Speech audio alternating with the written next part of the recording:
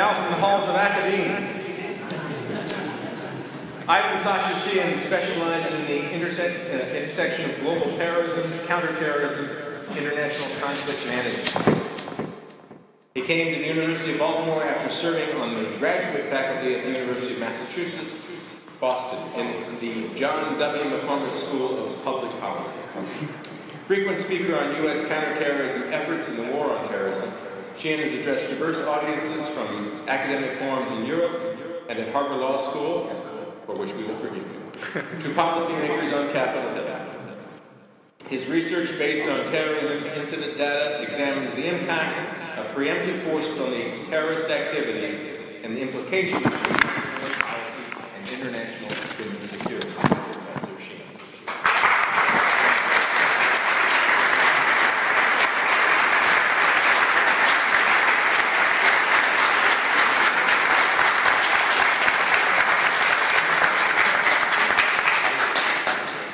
Well, good morning to you all. Dick Morris and the gentlemen on this panel are difficult to ask to follow, but I thank you for your applause. My students rarely applaud me, but it's a pleasure to be part of this important panel at this momentous time, and in this very historic venue. I'll begin my remarks this morning with a brief story. I was part of a panel, a round table, several weeks ago at George Mason University. And the matters on the table were similar to the issues being discussed today. The delisting of MEK, the failure to protect residents of Camp Ashraf and Camp Liberty from violent political retaliation by the Iranian regime, and the growing realization on the part of a bipartisan group of senior government officials, policy analysts, and academics alike that MEK is a valuable partner to the United States. And for too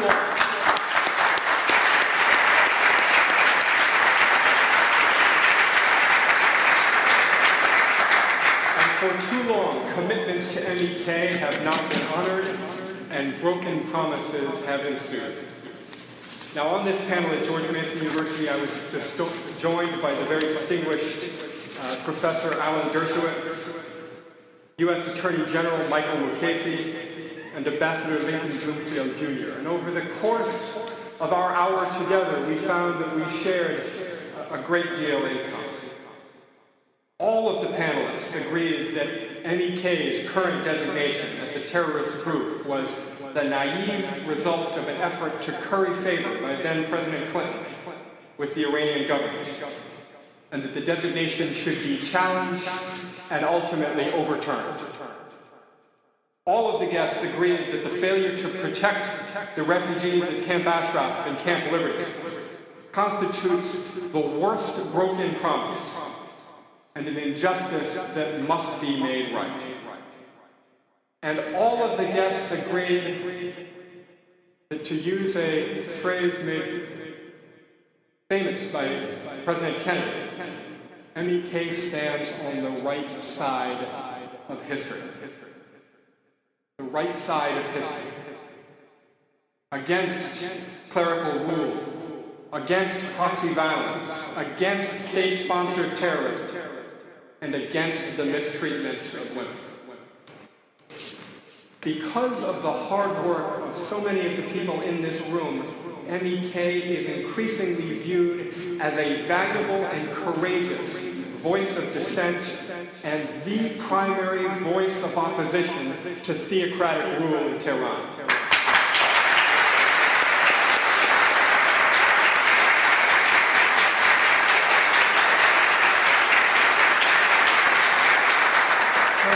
Violent ways, their dishonest diplomacy, and their ongoing pursuit of weapons of mass destruction stands in direct contrast to MEK, an organization that has renounced violence and is working to promote grassroots change in Iran so that she can someday live at peace with her neighbors. So while there's growing recognition that the Iranian opposition represents the future, we are currently faced with a challenge of momentous consequence. And today we stand at a crossroads. Last week, as you know, 6 world powers resumed discussions with Iran and Baghdad to avert a nuclear crisis. Now, while I agree with President Obama on several matters and several policy prescriptions, his decision to pursue discussions with the Iranian regime is not sensible and it is dangerous. As I wrote in an editorial this week, history suggests that diplomatic engagement with Iran is a fool's errand. There is today no cause for optimism, and there is no hope that these ongoing talks will lead to a peaceful solution to this nuclear standoff. And there are certainly no grounds for the Security Council's claims of progress through diplomacy. Iran only wants to buy more time with these talks. Consider this. After not one but 2 prolonged discussions, no concrete proposals from the diplomatic efforts in Istanbul or Baghdad have been realized. And a timetable for inspections of Iran's nuclear facilities has not been achieved. As the great powers now prepare for a 3rd round of talks, this time in Moscow, we're likely to hear the same empty rhetoric, and we together must challenge it. Western officials will again downplay the prospects for an immediate breakthrough. Negotiation will be deemed a long process. Trivial concessions will be framed as political victories. And not surprisingly, Iranian officials will herald the talks as fruitful and call for continued cooperation. The result? Well, the stage will be set for more broken promises, and Iran's influence will grow in a region readying itself for the inevitable power vacuum created by a smaller U.S. footprint in Afghanistan and Iraq. This, I think you'll agree, is a troubling legacy for a U.S. president faced with the prospect of a single term. And it constitutes a blemish on an otherwise impressive foreign policy. The Obama administration's unwillingness to forcefully leverage hard and soft power to address the Iran problem underscores a combination of naivete, unwillingness to face the threat posed by Tehran, and a troubling sense that international conflict makes for bad electoral politics. But as the talks drag on, Iran's self-appointed leaders buy precious time to pursue their ultimate goal of a nuclear arsenal. And more troubling, the world is held hostage to the posturing of a rogue regime with a long history of promoting instability and proxy violence. But it's not too late to correct these mistakes. And it's not yet too late to ensure that U.S. security interests are not jeopardized. The Obama administration is listening, and I'm hopeful that they are. I recommend 5 immediate steps before the next round of negotiations commence. Number 1, the U.S. should signal Iran that if negotiations fail to achieve substantive ends, the U.S. or other world powers may choose to act with force to curtail Tehran's nuclear plans. While the conventional discourse here in Washington frames the options available to the U.S. government as only involving diplomatic engagement or tactical military strikes, we know that there are other options. You and I know that regime change can also take place from within.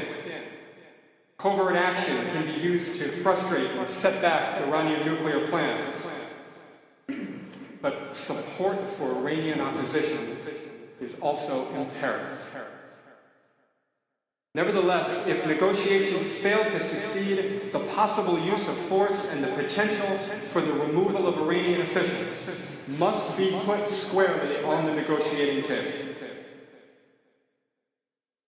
It must be clear Discussions cannot and will not be used to buy time for the pursuit of dangerous weapons that will destabilize the region. The failure to engage in honest diplomacy will have consequences. Number two, MEK should be formally removed from the U.S. Department of State's Foreign Terrorist Organization list and recast as the political alternative to theocratic rule in Tehran.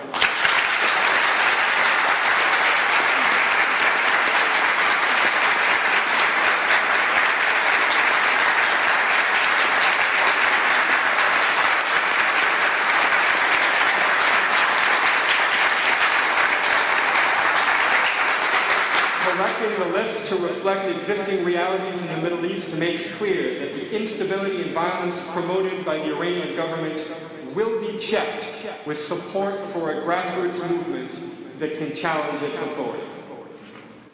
Number three, U.S. officials should demand that International Atomic Energy Agency officials be given unfettered access to Iran's so-called peaceful nuclear program. And Tehran should be made to furnish evidence of its halting of uranium to weapons grade levels. Number four, U.S. officials should step up political and economic sanctions and build support among world powers to do the same. Over the past year, existing economic sanctions have taken a toll inside Iran, and Iranians are increasingly holding their government accountable. A European oil embargo that will take effect on July 1st is a necessary means of further ripening the negotiating environment, exploiting Iran's ongoing troubles, and ensuring future compliance with negotiated concessions. And finally, number five, the U.S. must take responsibility for the protection and ultimate resettlement of refugees housed at Camp Ashraf and Camp Liberty. And you must insist that U.S. policymakers live up to their commitment and their pledges to the promotion of human rights. These measures will have, I promise you, an impact at the negotiating table.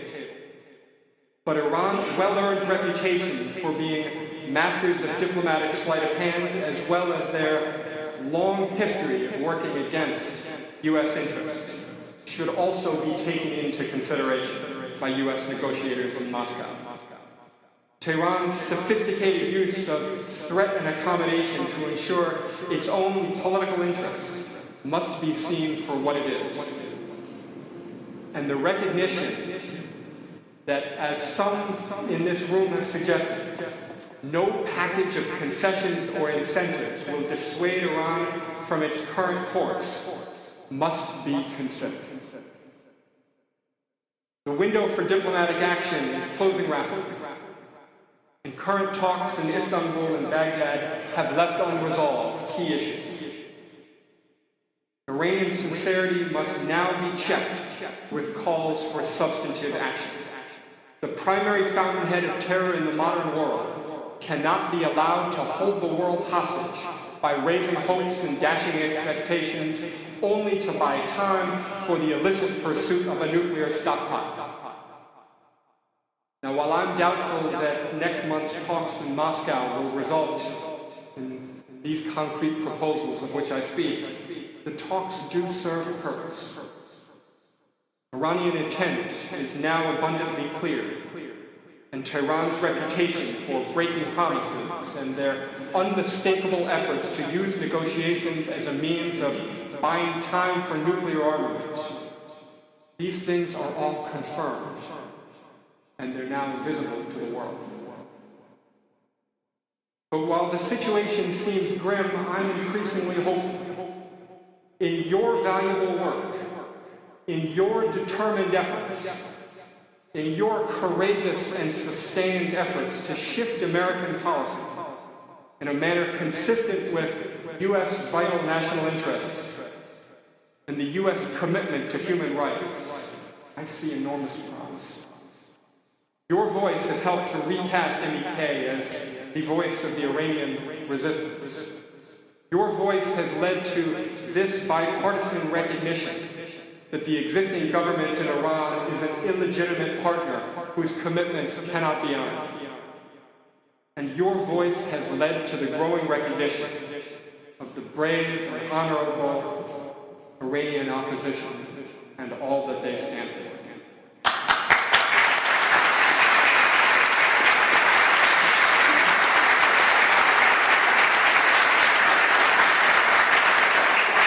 Together we have much work to do, but I'm confident that together, if we stand on the right side of history, our ongoing work will lead to an Iran that is at peace with her neighbors and an Iran that is a partner to the United States. Once again, it's been a privilege to join you this morning. It's been a privilege to join this distinguished panel, and I look forward to our continued work.